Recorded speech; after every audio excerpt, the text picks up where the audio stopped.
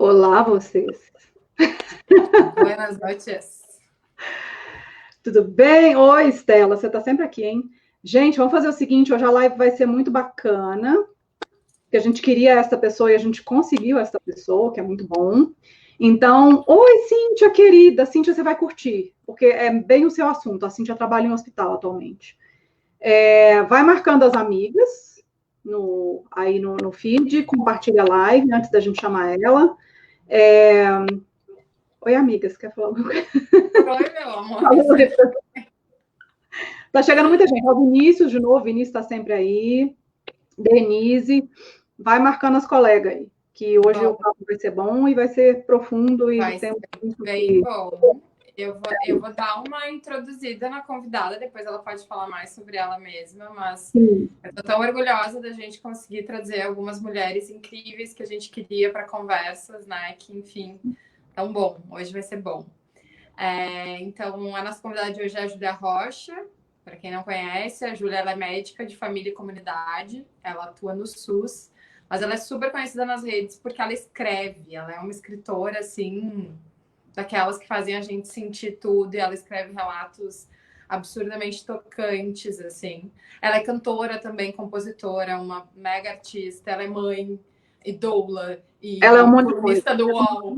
Tipo assim, ela é milhares de coisas. E ela está aqui hoje para falar com a gente um pouco do cenário, né? Como é que está o nosso sistema de saúde nesse momento, mas é sob esse olhar bastante humano, que é o que a Ajuda traz, e de quem está dentro, né? Então a gente quer falar hoje sobre medicina humanizada, sobre o impacto do Covid, e sobre gente, né, gente? É muito sobre gente. Então, Super vamos chamar ela aqui. Oi, Júlia, bem-vinda. Obrigada. Boa noite a vocês. Boa noite. Você quer se apresentar de uma forma que qualquer coisa que a Lau não falou? Gente, eu achei que ela falou ótimo. Vou colocar isso tudo no meu currículo. Fiquei super me achando aqui. Falei, nossa, olha que pessoa boa. Vai entrar uma pessoa massa. Interessante essa live hoje. Vou assistir. Ela não falou nenhuma mentira, né? Então... Olha, na verdade, eu sou metida escritora, sou metida médica, sou metida cantora. Mas, na verdade mesmo, o que eu gosto de fazer é isso que você falou, lidar com gente, né, trazer essa humanização que justamente é uma forma, é um método de se trabalhar, onde a gente considera todas as pessoas pessoas dignas de atenção, de respeito, de empatia, de gentileza, e é mais ou menos por aí. Eu não sei tudo mas eu conheci a Júlia um dia que me mandaram um texto dela há anos atrás. Tipo, lê essa pessoa, por favor, assim. Aí eu li o texto e falei, gente, onde essa pessoa estava, né? Porque eu acho que em algum muito momento... essa escrita que fala de gente, assim, e que faz a gente sentir junto, né? Porque eu acho que tu conduz isso maravilhosamente bem. A gente entra nas histórias, a gente vê essa pessoa, a gente sente o cheiro, né, desse momento, assim. Então, tu é uma puta escritora, não brinca de ser, tu é.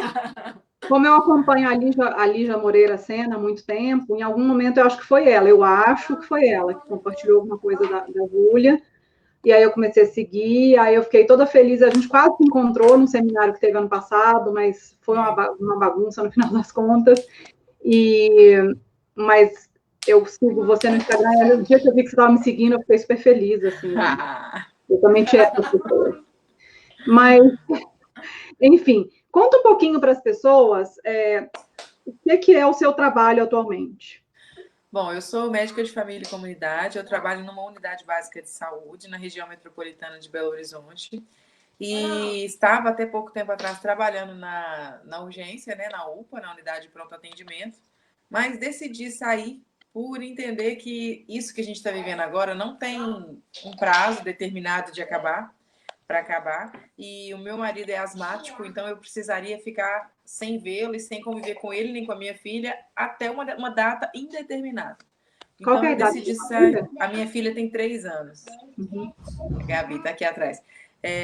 Então eu decidi sair e voltar para a atenção primária à saúde, porque é um ambiente de um risco um pouco menor, apesar da gente conviver com muitas pessoas, atender pessoas sintomáticas, a gente tem um tempo maior de resposta, né, do que na urgência, a gente tem uma possibilidade de fazer um distanciamento mesmo na consulta, né? A gente não está ali tão próximo do paciente nesse momento, né? Que é um pouco diferente do que a gente está acostumado a ser, porque a gente é bem próximo do paciente, tanto física quanto emocionalmente, né? O vínculo ali da comunidade é muito grande. Mas nesse momento eu optei por isso, para poder conviver com a minha família mesmo, senão eu ficaria meses aí sem poder conviver com eles. E falando um pouquinho do seu atendimento lá diretamente com pacientes com Covid, como é que estava a pegada? A pegada no sentido, o tanto de gente que estava chegando com sintoma, se as pessoas chegavam razoavelmente informadas do que podia ser, ou se pareciam meio perdidas. Conta um tiquinho para a gente aí. Eu acho essa pergunta sua importantíssima. A gente que, né, classe média, cheio de privilégios na vida, a gente não tem a dimensão, não tem a noção do que é, né, você está numa situação de vulnerabilidade. Inclusive, o tipo de informação que chega, a informação, a velocidade que a informação chega, tudo isso é diferente. Então, eu atendi pacientes que estavam trabalhando normalmente no comércio, pacientes de serviço braçal mesmo, pacientes muito humildes, que chegaram com todos os sintomas e quando a gente levanta a suspeita de diagnóstico, a pessoa fica absurdamente chocada. Nossa, mas como assim? Não é possível que eu tô com isso. Né? Pessoas, por exemplo, que chegavam com todos os sintomas e que de repente... Chegando aqui atrás. Chegavam com todos os sintomas e aí a esposa que estava tossindo falava, mas eu não tô com isso não. As pessoas não tinham noção do quanto é transmissível, do quanto é perigoso, quando a gente informava que a pessoa precisaria ficar internada, que precisaria de oxigênio. Então, as pessoas... existe um abismo, né? Esse abismo social, ele separa quase que castas, né? A gente que tem acesso à informação, que já sabe o que tem que fazer, que já sabe como tem que usar máscara, que já sabe do álcool gel. Tem acesso a isso, né? E porque pessoas que não têm acesso a nada. Isso é impressionante, assim, quando eu falei algumas vezes sobre isso com algumas pessoas, cara, as pessoas não acessam a informação e as pessoas não entendem que privilégio também é esse acesso à informação rápida, com detalhes e acesso daí ao que a informação está nos trazendo. Precisa de máscara, então peraí que eu vou arranjar uma máscara, né? Eu vou comprar uma máscara. E as pessoas não compreendem isso, assim, a bolha do privilégio, ela é muito, muito, muito, muito ignorante nesse sentido, né? Porque só enxerga aquilo que ela consegue alcançar, assim. Eu nunca vou esquecer um post que eu vi no Twitter umas 3 semanas atrás, de uma moça falando assim, eu estava andando na rua e um morador em situação de rua me perguntou, moça, por que está todo mundo andando de máscara? Aquilo acabou com o meu dia, eu ler aquilo. Sabe? Eu acho que é o perfeito resumo dessa situação. Exato. E a ideia que a gente precisa ter é exatamente essa. Principalmente quando a gente começa a culpabilizar as pessoas por não respeitar o isolamento. Eu considero que a gente não fez isolamento. A gente, em nenhum momento no Brasil, entrou em quarentena. Algumas pessoas que puderam ficar em casa se protegeram em casa, mas a gente não fez uma ação coletiva para tentar reduzir de fato a disseminação do vírus. E a gente está vendo as consequências aí agora. Quando a gente fala de SUS, a gente está falando de um sistema que vai atender todo mundo. Mas nós estamos falando do sistema capaz de atender a população mais vulnerável. E justamente a população que mais adoece e que adoece mais gravemente. Porque a gente não pode esquecer também que essas pessoas... eu brinco assim, que o vírus pegou a gente já no contrapé, né? Uma pessoa que está em situação de vulnerabilidade econômica, social, ela é mais frágil imunologicamente. Ela está exposta a estresses e situações, inclusive hormonais, né? A situação alimentar, tudo isso, a própria situação do controle das doenças crônicas, né? Então, uma pessoa hipertensa que ganha um salário mínimo para alimentar 10 pessoas em casa, ela não vai conseguir controlar a hipertensão dela igual uma outra pessoa que tem acesso à academia, alimentação de qualidade, né? Então, essas pessoas, elas foram pegas nessa situação. Eu Então, hoje, eu estava falando aqui desde o início, assim, todo mundo falando muito dos grupos de risco, e assim, grupo de risco no Brasil é a pobreza, desculpa, esse é o maior grupo de risco. É isso que eu ia falar. Eu vi uma matéria no G1 hoje falando que pessoas negras ou homens negros têm 60% mais de chance de morrer de Covid do que brancos, porque a gente sabe que pobreza no Brasil tem cor, né? Isso, tem estavam falando nos Estados Unidos, né, que a população que estava mais morrendo nos Estados Unidos era negra. Começou e a gente sabia que isso ia chegar no Brasil, né? Porque é esse o corte, é o corte de novo do privilégio, e o que a Júlia falou, o que a gente tem, na verdade, é uma classe média fazendo quarentena, né? Uma classe média alta fazendo quarentena. E aí a gente tem uma sensação que está acontecendo quarentena. E não está acontecendo quarentena nenhuma. Não está acontecendo a quarentena. As pessoas estão trabalhando, as pessoas estão na rua, outra, porque precisa, né? E tem uma questão também relacionada ao nível cultural. Uma pessoa que não teve acesso à escola, à educação formal, ela não consegue compreender, não é má vontade, não é preguiça, não é senso de coletividade, ela simplesmente não consegue compreender por que ela tem que ficar em casa. Ela não consegue compreender, não é uma limitação cognitiva, não é uma questão de inteligência, é porque ela não teve acesso à informação que formasse esse senso crítico. Então, não adianta eu virar para ela e falar assim, olha, você tem que ficar em casa por isso, é obrigação sua, não sei o quê. Primeiro, ela não tem dinheiro para ficar em casa. E segundo, ela não tem essa consciência. Ela não consegue formar essa consciência porque ela não foi permitido ela se desenvolver nesse sentido. Então, são vários aspectos. E aí, quando a gente fala assim, olha, homens negros têm mais chance de morrer comparativamente a homens brancos, mulheres negras a mesma coisa, a gente está falando de uma população que é historicamente mais vulnerável, economicamente, eu digo, historicamente, população que tem menos acesso à saúde, então tem menos controle das suas doenças crônicas, historicamente, população que se alimenta pior, uma população que dorme menos, que descansa menos, que está mais exposta a transporte coletivo lotado, entendeu? Que estudou menos porque não teve as mesmas oportunidades que esse outro grupo que a gente está comparando, né? A própria forma de construção das periferias, que é não forma, né?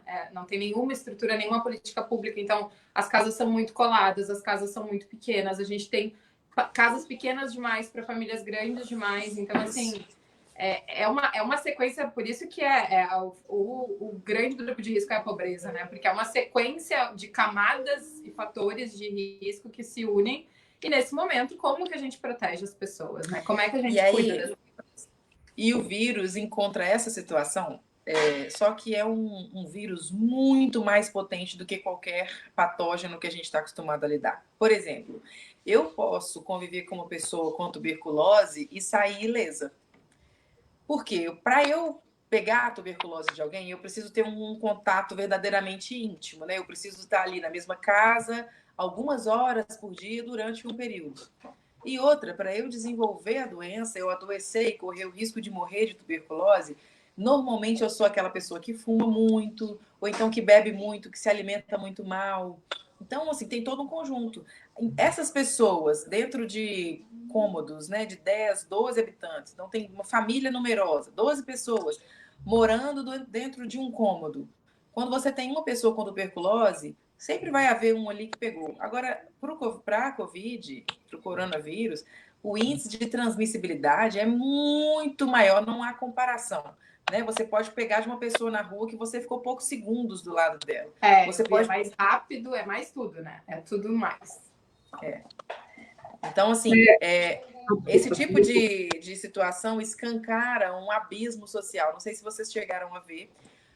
Foi divulgado um quadro onde eles comparavam o número de casos e o número de mortos de duas regiões de São Paulo.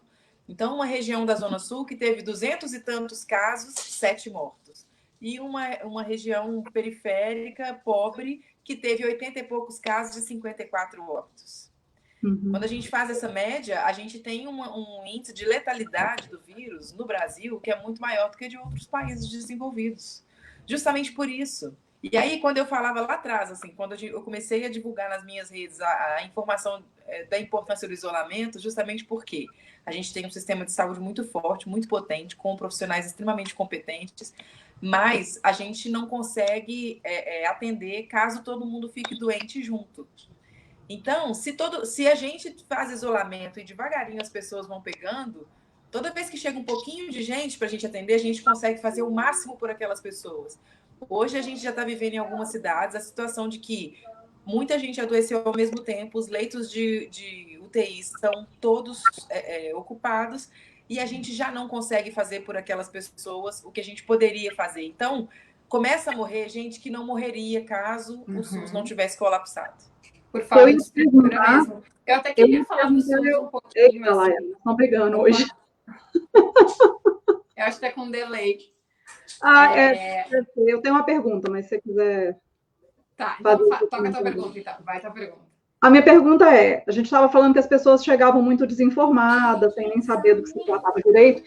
Então, levando em consideração que elas estavam desinformadas, elas já chegavam num estado mais crítico, que se chegou aí, né, e não sabia do que estava acontecendo, provavelmente é porque já estava com falta de ar, já estava num quadro um pouquinho mais complicado. Procede? Então, vamos lá. Procede sim, mas a gente tem que entender uma coisa. O espectro, né, da doença, ele é um espectro bem amplo e bem diverso. Então, eu tenho desde uma pessoa que vai ter Covid e não vai apresentar sintomas nenhum, quer dizer, desde uma pessoa que vai se contaminar com o vírus, vai se infectar com o vírus e não vai ter sintoma nenhum, até uma pessoa que vai morrer. E nesse meio termo aí, eu tenho pessoas que têm poucos sintomas, pessoas que já têm sintomas mais intensos, pessoas que vão precisar de UTI. O que acontece... Oi, meu amor. Mamãe. Tá dormindo, né? A neném dela tá dormindo, a boneca. Desculpa. Então, eu tenho... Fala mais baixo. Eu tenho esse espectro amplo e, ao mesmo tempo, eu tenho uma velocidade de evolução da doença que é muito atípica. Por exemplo, eu atendi um paciente, esse paciente me marcou muito, foi um dos primeiros que eu atendi. Ele começou com sintoma de gripe, com 2 dias, ele já estava com sintomas bem intensos, mas não estava com falta de ar. Aí, um dia, ele acordou, no 3º dia de sintoma, ele acordou, se arrumou, foi trabalhar, ele trabalhava no comércio, imagina para o tanto de gente que ele não passou. Ele trabalhava no comércio, trabalhou o dia inteiro, ele acordou bem, trabalhou o dia inteiro, entrou dentro do ônibus para ir embora. Na hora que ele desceu do ônibus, ele começou a andar para casa, ele percebeu que ele não estava dando conta de andar. Olha só, de manhã ele saiu bem, à noite ele já não conseguia mais andar, no plano. E aí ele foi para a UPA. Ou seja, a evolução é muito rápida. Então, você pode estar bem de manhã, de noite você vai para a UPA com muita falta de ar, cansado, precisando de ajuda de aparelho para respirar. Aqui aí você junta isso, a desinformação. E acho que até a Priscila fez uma pergunta aqui falando que ela está assustada, que os casos estão aumentando justamente no momento que a quarentena está acabando. Que estão discutindo, né? Eu tenho uma visão que a gente está saindo da quarentena, as pessoas estão indo para a rua. Não era o momento ainda, né? E claro, tem muito essa discussão de privilégio. Quem pode, fica em casa, né? A gente não tá falando de todas as pessoas. Aí a discussão é muito maior, a discussão de política pública e todas essas questões.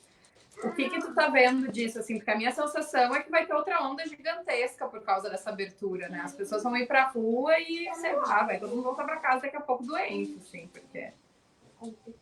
Olha, as previsões são catastróficas, né? As previsões são de uma catástrofe. A gente já tem cidades que estão vivendo uma situação caótica. Se você pensar numa cidade do tamanho do Rio de Janeiro, o Rio de Janeiro é a 2ª maior cidade do Brasil. Se você pensar que existem 300 pessoas na fila da UTI, na fila da UTI significa precisando de UTI sem ter UTI, né? São pessoas que precisariam muito estar na UTI para terem mais chances de sobreviver e não estão, ou seja, estão morrendo sem atendimento. Essas pessoas estão sendo transferidas para cidades a 200, 300 quilômetros de distância do Rio de Janeiro, né, para passarem por uma internação sozinhas, como elas passam pelo risco de contaminação dos familiares. Então, assim, a gente está, nesse momento, já com o caos instalado e as pessoas demandando a abertura do comércio e tudo mais. Agora, eu já tive o meu momento de culpar as pessoas e hoje eu entendo que isso é exclusivamente uma culpa, uma responsabilidade do governo, principalmente na instância federal. Porque, assim, já muitas pessoas já estão alertando, né? Muitos formadores de opinião, muitas pessoas que estão aí estudando a situação, já estão alertando há muito tempo que se não houvesse uma política de distribuição de renda mesmo, né? Assim, de renda mínima para essas pessoas ficarem em casa, as pessoas sairiam.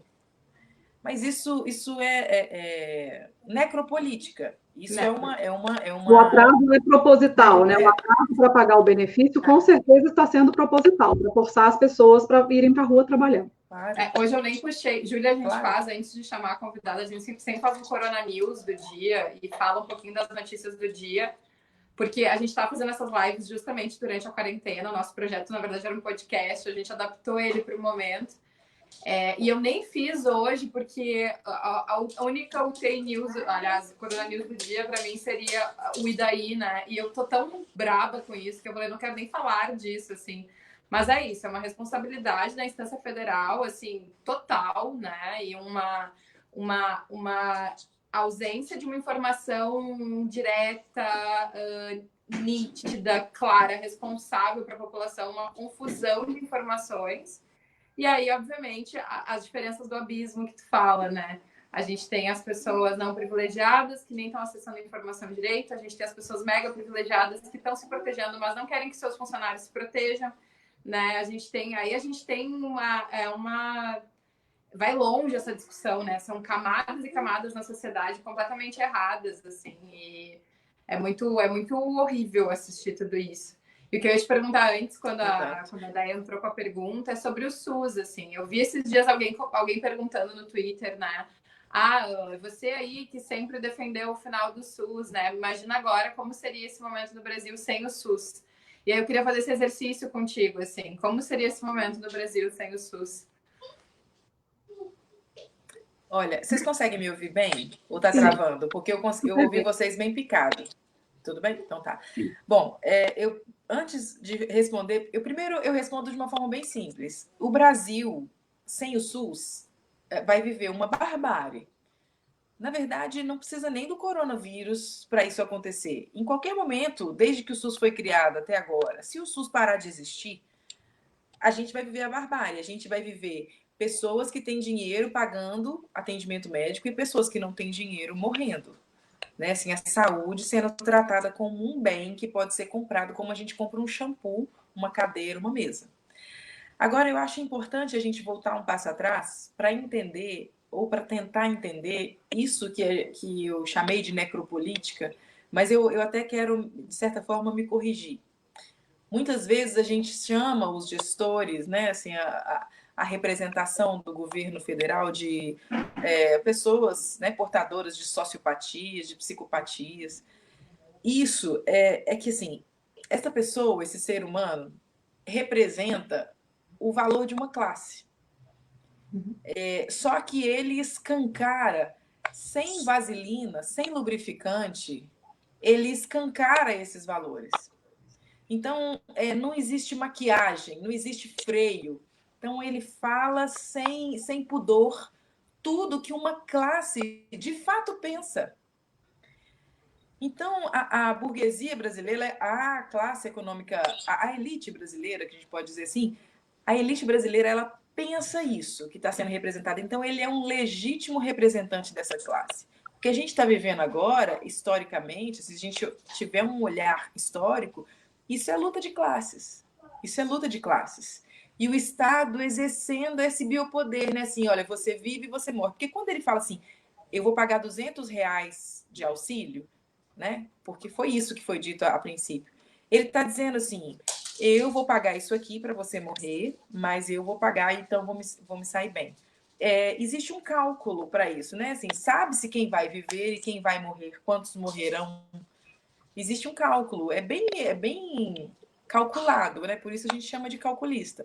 Mas a gente tem que sair dessa ideia de que essa pessoa é louca, essa pessoa é psicopata. Não, ele só não maquia aquilo que ele fala, né? Ele só não rebusca a linguagem e tudo mais. Mas se a gente for olhar assim, sair um pouco dessa superfície e olhar com um pouquinho só de profundidade, a gente vai ver que ele é um legítimo representante de uma classe social dominante que pensa isso mesmo. Que para que ter SUS, gente? O que tem? Morre um pobre, daqui a pouco tem outro.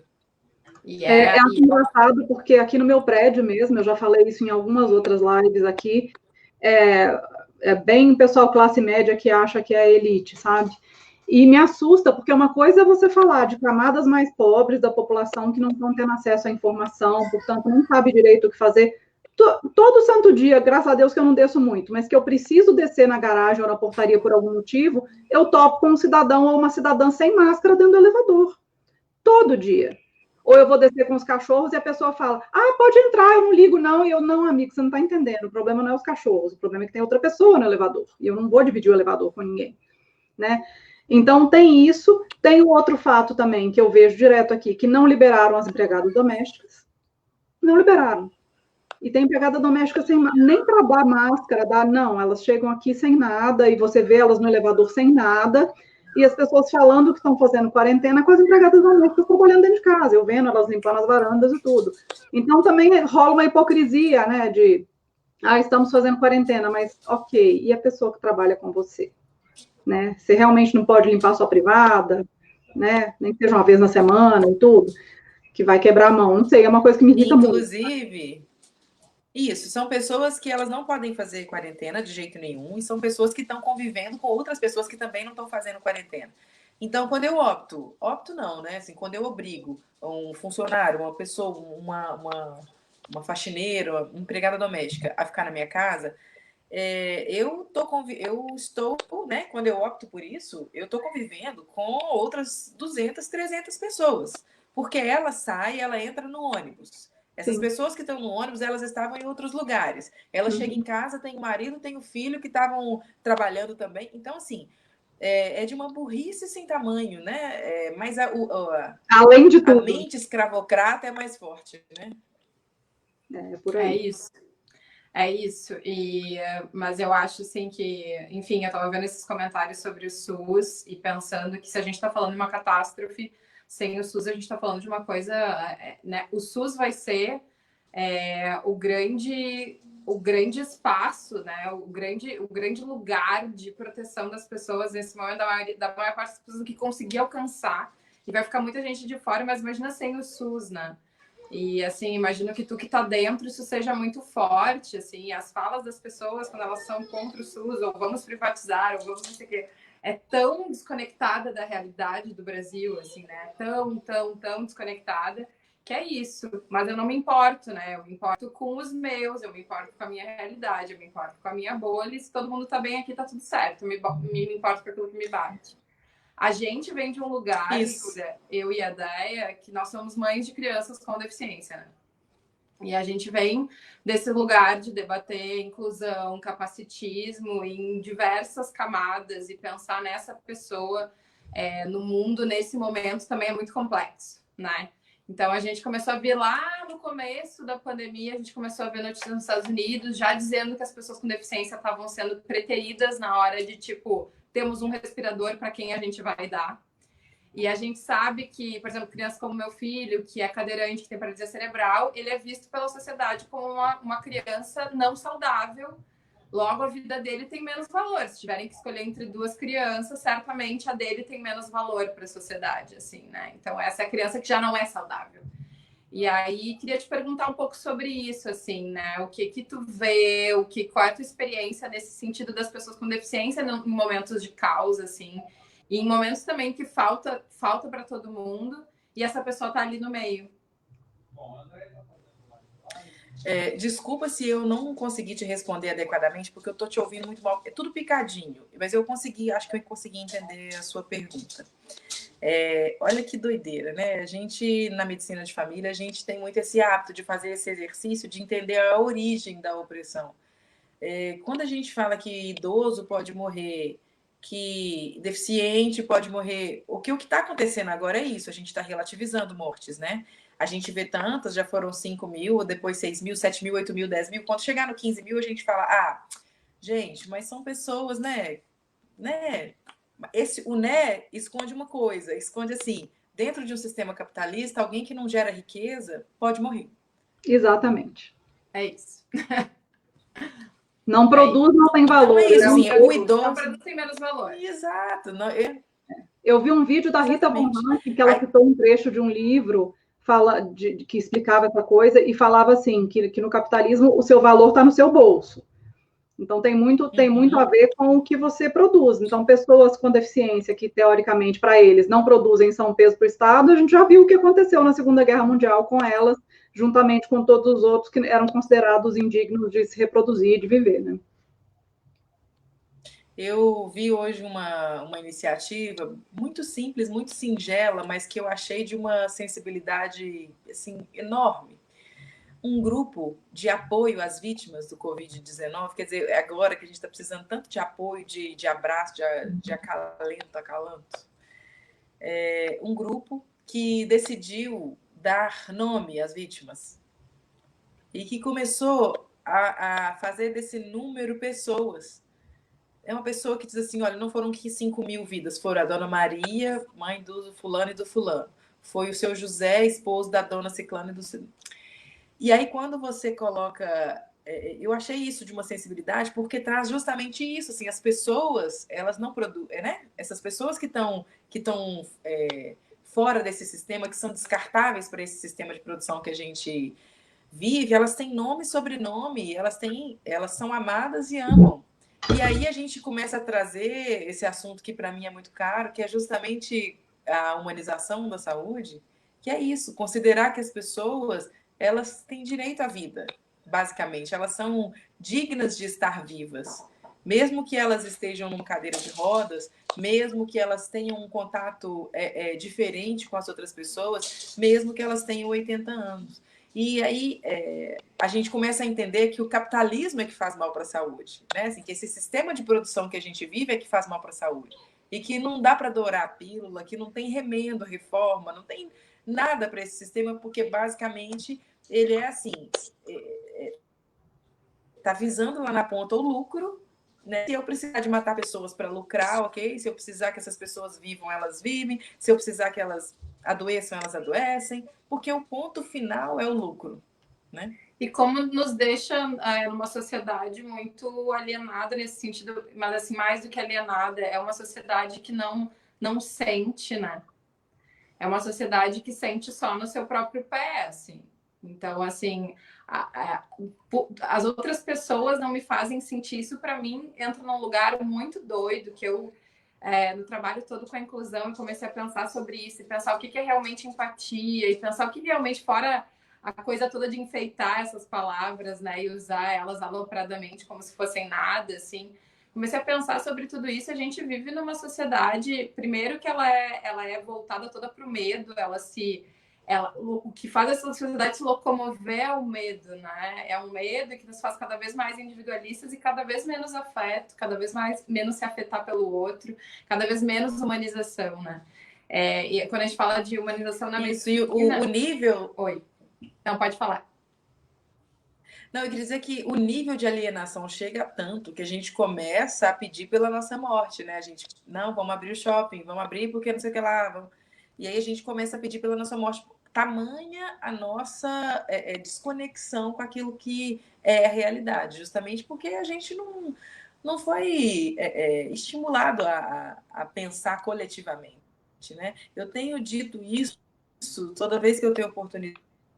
E assim, que esse vírus, ele nasceu na China, né? Ele veio da China, sem a intenção de fazer nenhuma apologia à xenofobia, não é isso que eu quero dizer. Mas ele tem um quê de comunista quando ele instiga a gente a pensar coletivamente.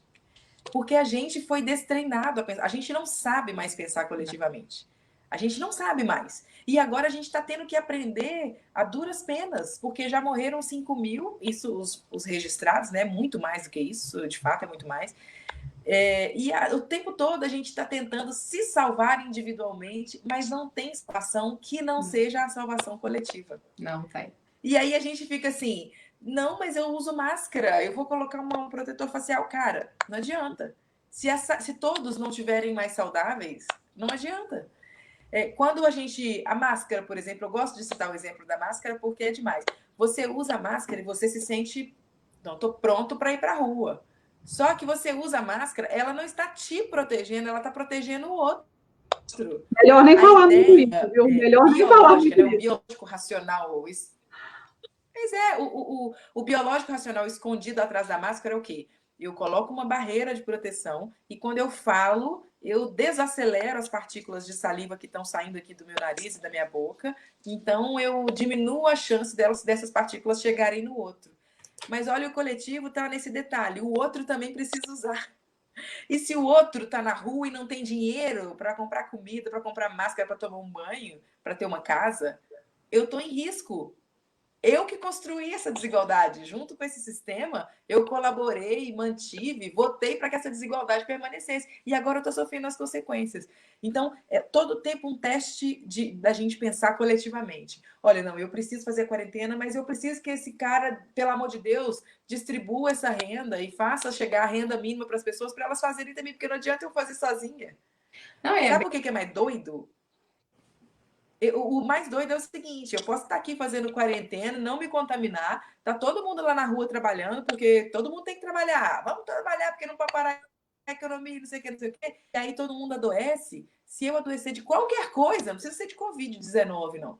Se eu adoecer de qualquer coisa e não tiver um SUS capaz de me atender, eu vou morrer do meu jeito. Não, não precisa Se nem eu ser adoecer, né? nesse Pode ser um momento, acidente de carro. Pode ser qualquer tipo de coisa. As pessoas não estão entendendo que o colapso no sistema de saúde vai além de pegar Covid ou não pegar. É ter qualquer outra coisa. Eu vi esses dias uma menina que tem uma doença rara. Meu filho tem uma doença rara, né? Uma outra menina que tem uma doença rara. E ela estava tendo um momento de crise e ela passou 4 dias sem conseguir leito num hospital particular na cidade dela. Hospital particular, porque tá lotadas UTIs por causa de Covid e era outra questão. Então, assim, o lance é muito grave, né? As pessoas não estão se dando conta, assim. Isso que tu falou sobre a rede, na verdade, nós estamos todos interligados, né? Essa coisa toda da estrutura como ela se coloca e a desigualdade como se coloca nos dá uma falsa sensação de que não estamos, e a sociedade se move dessa forma, mas chega um momento como esse, que é uma pandemia, e é isso, se a gente não salvar todo mundo, nós não estaremos a salvo, não adianta. A gente está trancados dentro de casa, né? E ainda assim não estaremos a salvo, porque o vírus continua lá fora. Ele está lá, enquanto as periferias não forem protegidas, enquanto a população, as comunidades não forem protegidas da forma que precisam, que merecem, tá todo mundo nesse mesmo espaço, né? Mas também tem uma falsa simetria que as pessoas ficaram falando muito, tipo, o vírus é democrático. Não tanto, né? Ele quer dizer, todo mundo pode pegar, mas como isso vai acontecer de uma forma muito diferente. Quem morre é uma população específica. Então, assim, todas essas coisas estão tão enredadas, né? Mas também tem uma outra coisa que as pessoas começaram a falar muito das reflexões, assim, sairemos melhor dessa, porque vamos entender que somos todos uma sociedade unida e tal. E eu não tenho essa expectativa, assim, de verdade. Eu tenho uma expectativa, talvez acho que até sairemos piores. Talvez isso vá virar uma coisa assim, uma barbárie de tipo, eu vou me salvar e eu vou arrancar de todo mundo para me salvar, entendeu? A gente está vendo países brigando por respiradores, né? Assim. Exato.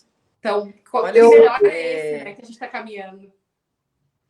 Então, eu sempre gosto de lembrar que. Vocês conseguem me ouvir bem? Sim. Eu sempre gosto de lembrar que há outras formas de lidar com uma situação como essa. Porque quando a gente está aqui na nossa caverna, né? Então a gente colocou a viseira aqui e acha que a gente tem que voltar a trabalhar, que o comércio tem que abrir, que a gente não pode morrer de fome porque a gente vai perder o nosso emprego. A gente fica achando que só existe esse jeito de resolver as coisas. E é bom a gente lembrar que existem outras formas de lidar com isso, priorizando a vida sem deixar que a economia morra. Né? Distribuir riqueza, distribuir renda é uma forma de fazer isso. É uma forma de deixar a economia girando por esse tempo que a gente precisa para poder chegar do outro lado dessa margem viva. E quando a gente não prioriza a vida, né, a gente tem uma inversão das coisas. Então, a gente está calculando, né, assim, como nação, como povo, nós estamos calculando de uma forma muito perversa quem vai morrer e quem vai viver. Você falou a respeito de uma familiar sua que tem uma doença crônica e não estava achando médico, não é isso? Eu não entendi direito. Não é uma familiar minha, é uma menina que eu conheço das redes sociais que tem uma doença rara, como o meu filho, e estava numa super crise, não estava conseguindo leito para ser internada. Ok, a gente está nessa situação, eu até escrevi uma coluna para a UOL esses dias a respeito dos pacientes crônicos. A gente está vivendo uma situação de saúde e uma situação econômica que está fazendo todo mundo descer um degrau aí na pirâmide. Pessoas que têm seus planos de saúde, que pagam caro para seus planos, não podem se consultar porque o CRM proibiu, né, nesse momento, fechou todos os ambulatórios. Então, não são pessoas que estão bem e por isso podem esperar. Não, são pessoas que, bem ou mal, elas vão precisar esperar. Né? Então, esses pacientes crônicos são um problema grave nesse momento. E agora, pessoas que estavam se achando, como você brincou, Lígia, pessoas que estavam se achando elite, né? Que entraram na quarentena com uma reserva de grana, que entraram empregadas, que entraram com uma folguinha ali, uma gordurinha que elas podiam queimar, elas estão chegando num momento agora que, opa, peraí, né? Assim, a reserva já foi-se embora, o emprego também está em risco. Essas pessoas elas estão começando a acordar pela dor, né? Assim, se elas antes, lá há 1 mês e meio atrás, não tiveram a perspicácia de entender que era importante fazer a quarentena de forma integrada com todas as pessoas da sociedade inteira e que para isso precisava haver distribuição de renda, agora elas estão entendendo na marra. Por quê? Nós não fizemos todo esse período, né? A gente ficou aí 50%, 60%, subiu para 63%, daí volta para 50%, 47% das pessoas fazendo quarentena, que não significa nada, porque o vírus continua circulando, né, na classe mais vulnerável, na classe trabalhadora. E agora, essas pessoas, elas desceram um degrau ali na pirâmide social, porque a reserva acabou, o emprego foi-se embora, e elas precisam sair. Então, é isso, é esse momento que a gente está vivendo agora. Né? Pessoas que estão começando a pressionar para que os postos de trabalho voltem, né? Que a economia volte, a roda volte a girar. Por quê? Sem dinheiro, não tem como ficar em casa. Então, tudo a gente volta lá naquele governo federal, que na verdade é só a personificação, é só o representante de uma classe. O que a gente está vivendo agora é luta de classes. Luta de classes não é só quando a gente faz greve. Luta de classes é quando também quem domina decide quem vai morrer. Eu tô com 2 pessoas da minha família muito próximas de mim que estão com Covid. E por causa dessa situação, uma foi internada na sexta, e aí o outro fez o teste, enfim, o resultado do teste dele saiu em 48 horas, eles foram em um hospital particular, né, com convênio. Ela está internada, em tudo, e a Lau caiu. E o outro está em casa em observação, mas enfim, e meu marido estava comentando comigo, só para voltar um pouquinho naquela conversa, que é como que vai morrer muito mais pobre. Porque pelo menos enquanto tiver leito particular disponível, as pessoas vão. Um teste que fica pronto em 48 horas. Foi super rápido. Eu não sei como que está sendo isso no SUS. Você tem uma perspectiva disso para a gente, assim como estava pelo menos até quando você estava trabalhando, a questão dos testes? Os testes? Isso. A gente tem uma subnotificação absurda. E não é somente o fato de não haver teste.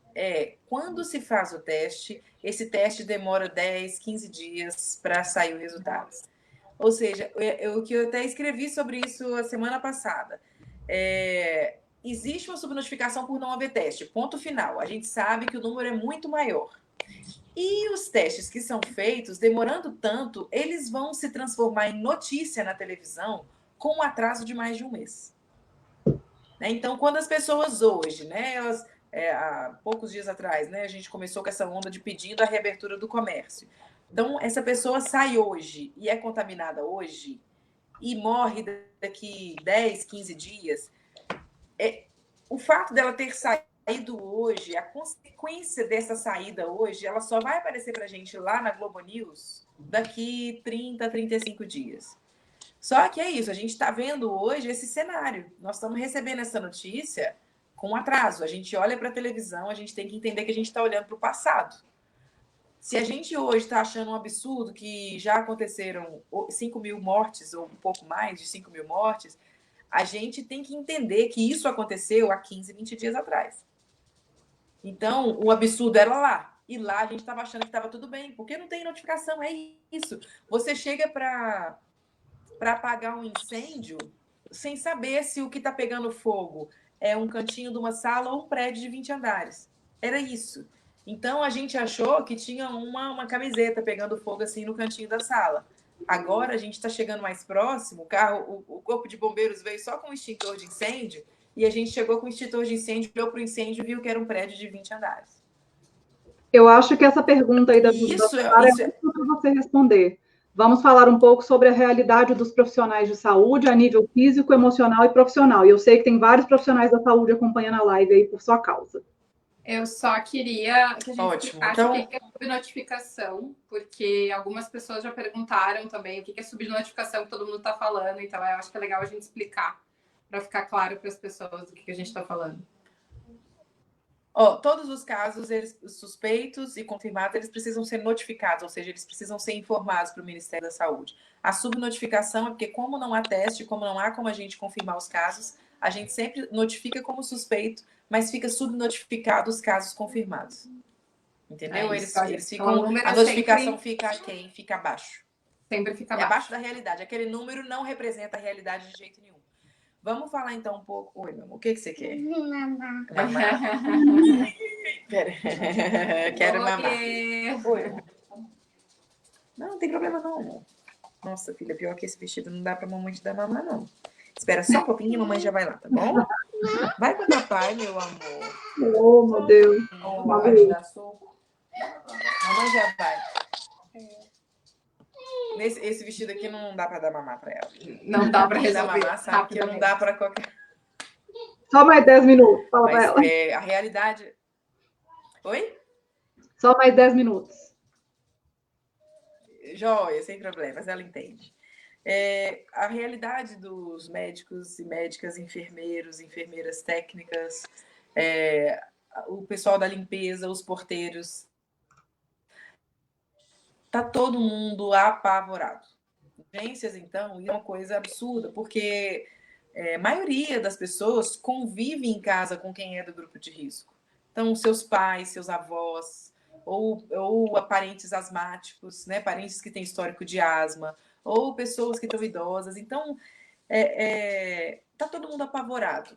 Hoje a gente tem, né, os protetores faciais que ajudam, as pessoas estão usando roupa de bloco cirúrgico para poder tirar no final do plantão, tomar um banho ali na UPA mesmo, manda para a lavanderia. Mas, por mais que a gente tome esses cuidados, não existe uma forma 100% eficaz. Não existe uma garantia de que eu não vá me contaminar e levar essa contaminação para dentro de casa. Então, estamos todos apavorados. E eu posso falar assim, da minha realidade na atenção primária à saúde, que é no centro de saúde, né? É extremamente desgastante, eu digo mentalmente, porque fisicamente hoje eu estou menos desgastada porque o volume de trabalho é um pouco menor, são menos horas do que na UPA.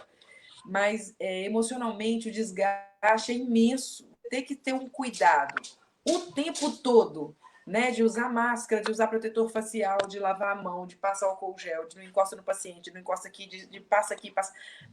essa preocupação, esse tônus de atenção o tempo todo, sem descanso, é uma coisa que nos desgasta muito. Então, eu saio do centro de saúde, é engraçado que a gente trabalha 8, 10 horas, parece que a gente trabalhou 12, 15 horas. Porque é um desgaste grande. E fora que a realidade da falta de equipamentos... Oi? Não, que é uma tensão, é uma tensão constante, assim, deve ser um... Sim. Os pacientes também estão muito... o tempo todo eles estão preocupados, né? Então, eles só vão realmente quando eles têm uma extrema necessidade. Mas a gente tem a realidade também da falta de equipamentos, né? A gente... principalmente na UPA, onde a gente atende os pacientes com quadros mais intensos, né? A gente sabe que os pacientes têm casos suspeitos chegando a todo momento. A gente sabe de relatos de pessoas que estão estão praticamente levando os seus equipamentos de proteção individual, porque não há mais, e não há de onde comprar, né? Porque é isso, o mundo capitalista, a mercadoria vai para onde tem dinheiro. Então a gente ficou sem. E a gente está numa realidade agora que essa angústia, que não é só um desgaste físico, isso, na luta de classes, quem está no poder decide quem vai morrer, é o biopoder, é a necropolítica. Hoje a gente está num momento que não é só o desgaste físico, a carga emocional que a gente dispensa ao vivenciar, presenciar o sofrimento de uma pessoa que não consegue respirar, né? Que está ali entre a vida e a morte, e você simplesmente não tem o que fazer.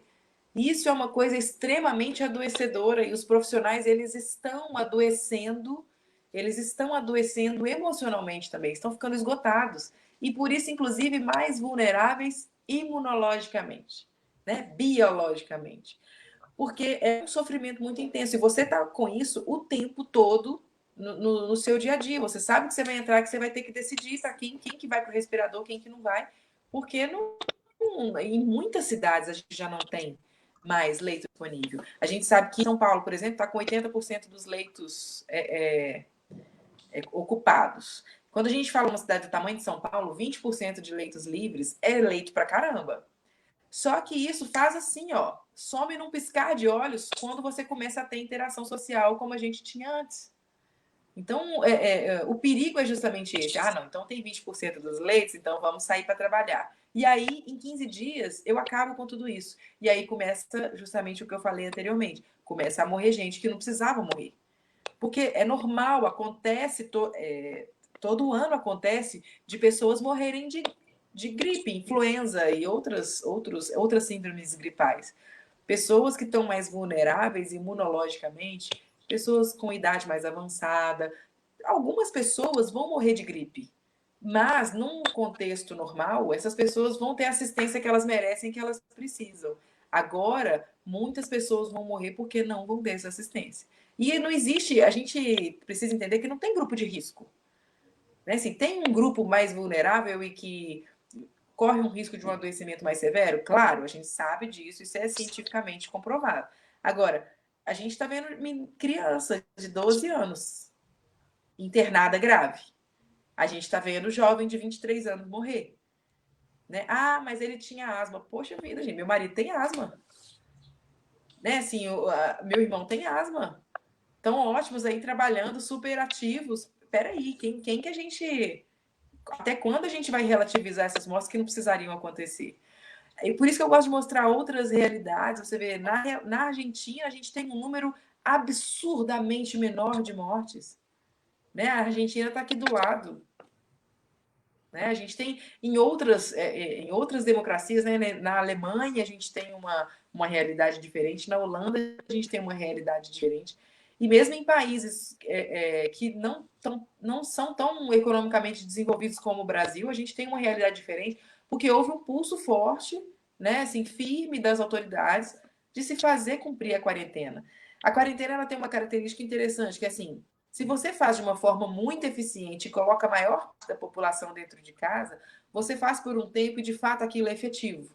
Se você faz meia boca, como a gente está fazendo, é a mesma coisa que não está fazendo.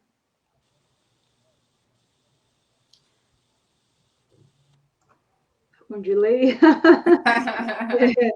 É pesado isso, né? Eu acho que, assim, você estava falando do exemplo da Argentina, que alguém tomou uma atitude, né? Aqui, acho que quem tomou uma atitude foram os empresários que apoiam o governo atual, que foram lá cobrar, porque senão ia fechar a loja, ia demitir, né? Vira essa chantagem, e o que eu sinto muito aqui, porque esse discurso é recorrente, principalmente no Twitter, você não pode criticar o empresário. O Luciano Hang, que foi lá falar que demitiu 20 mil pessoas. Você não pode criticar, porque o empresário dá emprego. Então, eu falo lá com gente, mas até quando a gente vai ficar refém assim, né? No mínimo, o povo da escravidão que falava assim, mas pelo menos tem onde dormir, o que comer, de vez em quando, né? A gente não rompe essa lógica do empresário, não pode taxar a grande fortuna dos grandes empresários, não pode reclamar deles porque eles dão emprego, porque eles... até quando, né? Primeiro que o empresário não dá emprego, né? O trabalhador, a classe trabalhadora é que dá riqueza para o empresário, né? Através de um emprego. Então, o trabalhador, ele sabe trabalhar. Então, ele vai produzir riqueza com o que ele tiver. Ele vai produzir o sustento dele com o que ele tiver. Né? Já o empresário, na maioria das vezes, depende dessa mão de obra, dessas pessoas. Então, o que a gente sabe, né, o que a gente tem historicamente é isso, uma desorganização, um estímulo à desorganização da classe trabalhadora. A gente não tem sindicato, a gente não tem consciência de classe, a gente nem sabe que a gente é classe trabalhadora, a gente acha que a gente é burguesia, né? A gente acha que a gente está lá no topo da pirâmide, só porque tem um Jeep Renegade. Mas nem vamos passar por essa parte, mas enfim. Já apareceu esse Renegade aqui em outras lives, viu? Não, e outra coisa dessa coisa dos empresários que eu fiquei muito chocada assim naquelas primeiras semanas é que daí saem uns empresários, vou doar 1 milhão. E fica todo mundo falando, nossa, né? Super empresário que doou 1 milhão. Cara, o lucro da pessoa é bilhões. É dinheiro de pinga 1 milhão, né? Então, assim, é um troço tão... É quase aquela coisa, vou fazer uma caridadezinha bonitinha aqui, um enfeite de mesa, e aí todo mundo acha que eu tô me importando, que eu tô fazendo alguma coisa, quando esses caras deveriam se sentir muito responsáveis num momento como esse, né? De efetivamente dar estrutura. Oi, gente. Chega a ser ofensivo para nossa inteligência um banco doar R$1 milhão de banco, gente, combate. Um banco. A gente como assim? Eles ganharam 1 trilhão do governo. Ganharam 1 trilhão do governo. E como contrapartida, aumentaram isso. E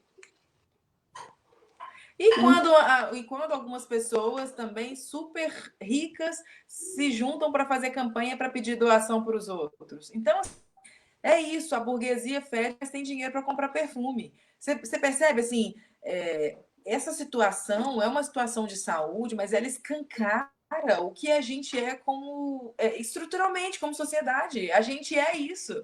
A gente vive isso. E é por isso que a nossa preocupação não tem que ser com o Covid-19, não tem que ser com o SUS, tem que ser com uma mudança estrutural, para que pare de haver uma sociedade que permite esse tipo de exploração.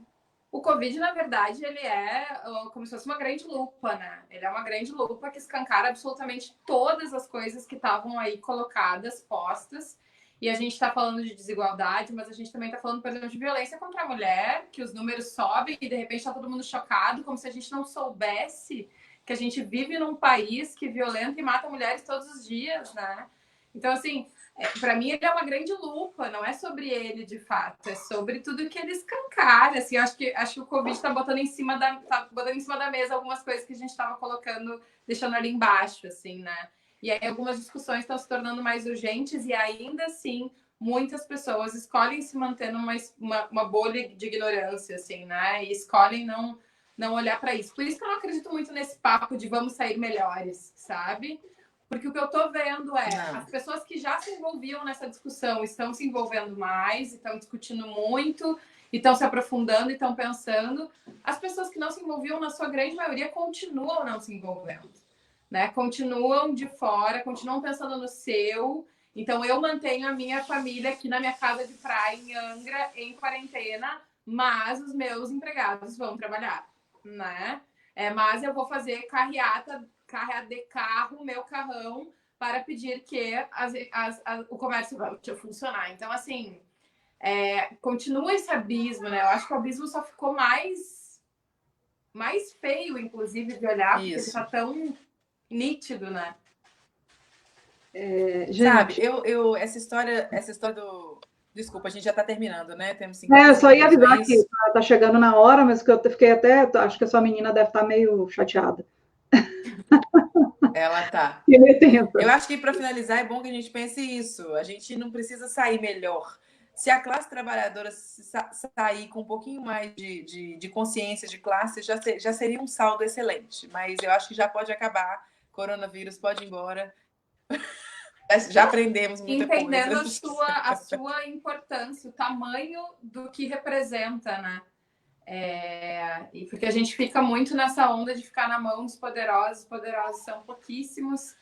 E, na verdade, nós somos muitos, mas não tem essa organização, não tem essa consciência, né? É muito difícil isso, assim. E, cara, sobre a coisa do abismo, assim, tenho pensado muito em como a gente faz coisas, em como a gente chega mais próximo da periferia, e é tão louco, né? Porque num momento como esse, quem não chegou lá... Tem altos planos esse ano, né, Lau?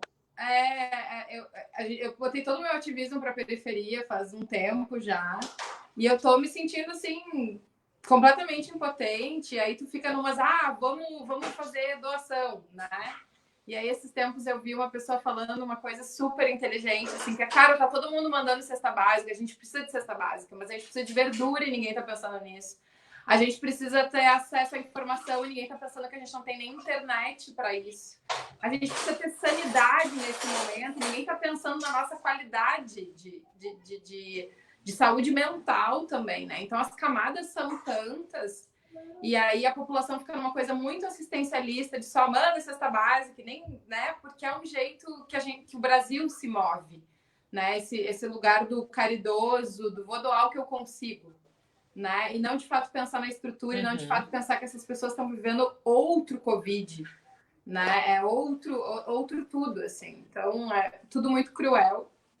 Eu li esses dias também sobre a caridade, né? Que a classe média não quer que acabe que não tenha diferença de classe, porque senão ela não vai poder fazer caridade, não vai sentir que ela não vai para o céu, que ela vai para o céu, aquela coisa toda. Então, eles se sentem bem justamente com o assistencialismo, mas quando você fala em diminuir desigualdade social, comunista! É essa reação, né? Então... É isso, eu vou doar cestas básicas, mas eu não vou liberar a minha empregada doméstica. Ou vou liberá-la, mas não vou pagar ela, né? Vou deixar ela num lugar horroroso, que é sem a sua renda e fora da minha casa. Então, as discussões são tantas, por isso que eu digo, o Covid é uma grande lupa e ele tá botando milhares de discussões em cima da mesa, mas quem é que está discutindo de fato? Né? Quem é que está se propondo a realmente discutir essas coisas, assim? Mas eu concordo contigo, a gente não precisa sair melhores, mas se a gente conseguir aumentar essa consciência, aumentar o debate, talvez já seja grande coisa. Isso. E se a gente conseguir sair com as pessoas defendendo o SUS, né? Seria ótimo. Nossa, imagina, gente, salve o SUS. Imagina se todo mundo começar a defender o SUS agora. Essa construção, ela é um trabalho de conscientização, né? E é um trabalho de ganhar as mentes das pessoas. Essa neurose coletiva que a gente vive, né? Assim, que a gente olha para você e fala, cara, eu não acredito que essa pessoa está dizendo isso. E são milhões de pessoas ali representadas, são milhões de pessoas nessa neurose coletiva. A gente costuma dizer que é isso, as pessoas entram coletivamente nessa neurose, mas elas saem uma a uma.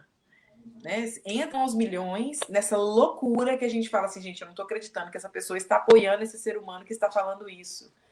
E aí a gente entende que elas entram aos milhões, mas elas saem uma a uma. E esse trabalho de tirá-las, de dar a elas de novo o pensamento crítico, ou de dar a oportunidade dessa pessoa crescer intelectualmente e formar a sua capacidade de entendimento, é feito com trabalho de base. E aí você me traz, né, que se sentiu extremamente impotente, desanimada. Olha, né, isso é o que a gente sente há muito tempo. Quem trabalha na saúde pública sabe, às vezes você fala, poxa vida, cara, como é que é isso, né? Assim, será que vai ser para sempre assim? Mas essa sensação de impotência, às vezes o seu trabalho que você está dizendo, você tá ali falando, olha, eu estou entregando isso daqui, isso aqui não é nada, ela precisa de muito mais. Para aquela pessoa que está recebendo, ela está falando, cara, que bom que essa pessoa saiu de lá da casa dela e veio aqui me ajudar, porque eu não tinha mais nenhum dia de sossego se eu não tivesse recebido isso que ela me trouxe. Então, vamos todos juntos fazendo o que é possível, mas pressionando politicamente por uma mudança que é mais profunda. Pressionando pela mudança estrutural e fazendo esse corpo a corpo que é um para um mesmo, né, Julie? Não tem jeito. É aquilo que a gente consegue dar para uma pessoa hoje. É aquilo que a gente consegue, é a ponte que a gente consegue fazer neste momento para essa pessoa e que sim pode fazer uma diferença gigantesca para uma pessoa, para uma família, para um pequeno, né, uma pequena rede ali, mas que isso já muda muito, né? Se todo mundo tivesse esse olhar, a gente já estava ampliando um olhar coletivo. Você quer que eu deixe a frase aqui? Eu vi que você gostou a Yanara falou Ela falou, essa frase é genial, né, Dom Helder Câmara. Quando dou comida aos pobres, me chamam de santo. Quando pergunto por que são pobres, por que passam fome, me chamam de comunista. É isso, porque enquanto você está dando comida, na verdade você está ali preenchendo seu ego, né? E dizendo, olha como eu sou bom, gente, olha aqui como eu faço as coisas, olha como eu sou maravilhosa. E aí, de repente, quando você propõe uma mudança que é estrutural, que vai tirar aquela pessoa do lugar de simplesmente receber uma doação, e fazer com que essa pessoa seja agente da sua própria vida, e aí você não vai poder mostrar para todo mundo como você é maravilhoso, aí não, aí você já está mexendo nas estruturas, e as pessoas que detêm poder vão te chamar de comunista e dizer todos os horrores que se diz de uma pessoa que quer justiça social. Que é uma estratégia, né? É uma estratégia que funciona Exato. ainda, Claro. Infelizmente. Mas acho que é isso, acho Funciona que a gente tem que batalhar para sair todo mundo defendendo o SUS, a ciência, a pesquisa, os milhares de trabalhadores da saúde que não se restringem a médicos e enfermeiras, as pessoas se fecham muito nisso. Também tem muita gente que trabalha com a limpeza, que trabalha com a higiene, tem gente que trabalha com transporte, tem milhares de pessoas envolvidas nisso que estão trabalhando nesse momento. Tomara que isso nos ajude a dar um pouco mais de valor. Eu vi a capa da Marie Claire, eu não sei de que país hoje, que é uma enfermeira na capa, toda marcada pelo uso de máscaras, e uma matéria inteira dizendo esses são os influencers nesse momento. É sobre essas pessoas que a gente precisa, é para essas pessoas que a gente precisa olhar agora, né? E eu também me lembrei agora da cena dos médicos parando os carrões dos Estados Unidos. Então tinha um protesto de vários carrões dos Estados Unidos pedindo a volta de tudo e os médicos parando os carros na rua, né, vestidos de médicos. Então, tomara que isso, pelo menos essa consciência, pelo menos, do valor das coisas, né, Júlia? Porque é isso, assim, o privilégio nos deixa tão ignorantes, tão fechados numa bolha que a gente perde a noção do valor da vida das pessoas, do fato de que não são números, são pessoas, e do fato que no final a gente vai precisar, a gente vai chegar lá. E esse lugar que tu falou que tá nos achatando todos, né? No final a gente precisa das mesmas coisas, assim, e enfim, tomara que pelo menos essa reflexão chegue, assim. Quase 1h10 de live, e a mensagem que eu queria fechar, pelo menos o meu fechamento é, vocês estão vendo como tudo envolve política, né? A gente fala de pessoa com deficiência, a gente cai em política. A gente vai falar de saúde pública no meio do Covid, humanização e tudo, a gente cai em política. Então, assim, não adianta a gente querer fugir do assunto política, porque ele acha a gente. Não tem como a gente mudar as coisas se a gente não discutir política. Não tem a menor possibilidade. Então, está na hora da galera começar a perder o ranço e entender um pouquinho de como é importante a gente se meter, sim, nessa questão da política. E entender a fundo, porque a gente está sendo gerido por pessoas que entendem muito melhor do que a gente. É isso. Exatamente. E são pessoas que não têm somente que parar de ter nojo de política, mas são pessoas que precisam participar politicamente, participar da vida política, né? Nós somos um corpo político, querendo ou não, né? Até quando não somos, estamos sendo daí de alguma outra forma. Então, tudo realmente é política. A gente se move e está sendo político, e é isso. Júlia, muito obrigada. Que coisa maravilhosa te ter. Muito obrigada por esse papo. A gente estava super afim. Acho que vai ser meio difícil de conseguir, mas rolou. Então, que bom que tu veio. Muito obrigada. Muito obrigada, querida.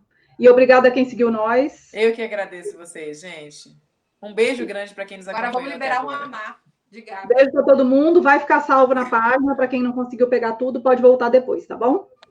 Beijo. Tá, gente. Boa noite. Ótimo. Tchau. Beijo. Tchau.